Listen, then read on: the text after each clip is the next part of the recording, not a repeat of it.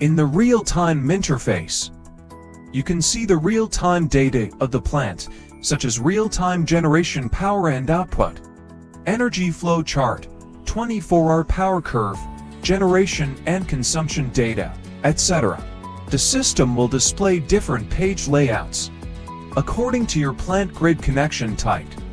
Please set your plant according to the actual situation. In the statistics interface, you can see some statistical data and historical data of the plant. You can select specific dates and corresponding filtering conditions to query, so as to quickly understand the power generation and consumption of the plant. In the device interface, you can view the device information under plant. Select and click a specific device to view the specific information of the device, including the device parameters, data statistics and connection information. Through these data, you can determine whether the device is in normal working state.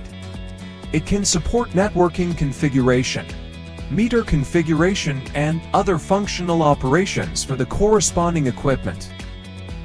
In the alerts interface, you can view all alarm information under the plant. By clicking the button at the upper right corner of the details page, you can select to click plant info to enter the page where you can view the basic information, system information, and income information of the plant.